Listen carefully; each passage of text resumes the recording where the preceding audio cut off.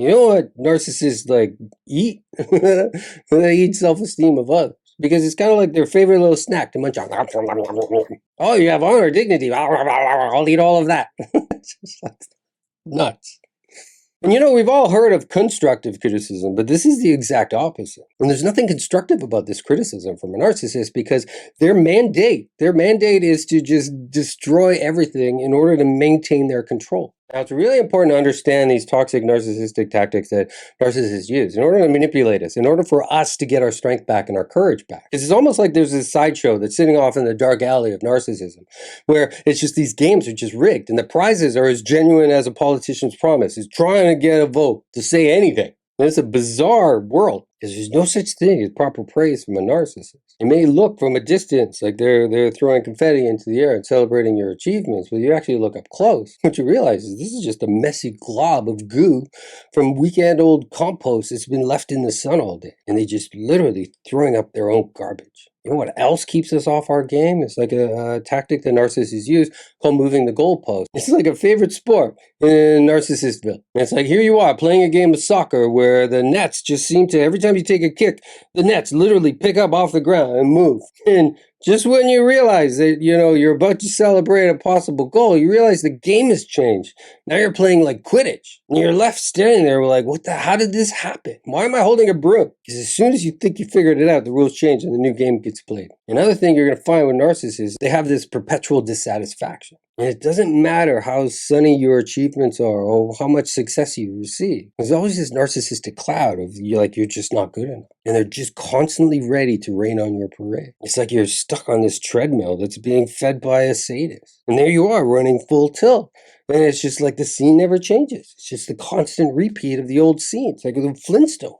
This treadmill that you're on, it doesn't have a stop button. It feels like you're strapped in. And we're not.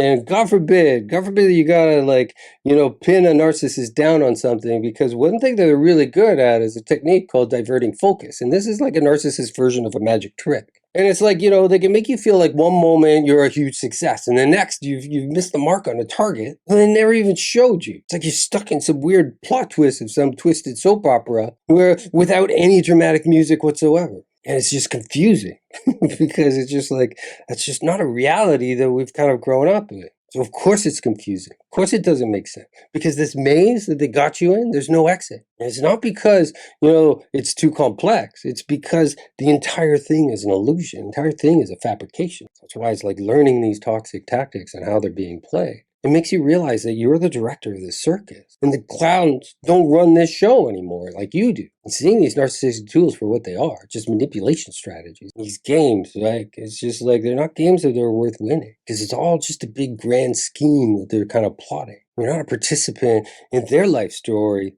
You're the main member of your own life story. And you're not going to get the narcissist's approval because it comes with strings. So if we stop looking for it, then we understand that we are the ones that matter. Our opinions are the ones that matter. Once we start turning inwards, looking at ourselves, and these manipulation strategies, they fall apart. And yeah, at first it does feel like we're just pulling the thread on a sweater, and we just keep pulling and pulling and pulling, and to reveal what's actually underneath the narcissist's little world. You realize there's nothing really there. And when you see them naked behind that facade, it's just like they're horrible human beings. All right, so we're finishing up. I know there's a lot of information in there. If you need to watch it again, please just go ahead, just scroll back and watch it again. And if you're new to my feed and don't know who I am, my name is Miles. I'm a recovery coach. I help people process, the trauma, because this is like, it's so mind-bending, the stuff that narcissists can do to our brains, and it takes a while for everything to unpack.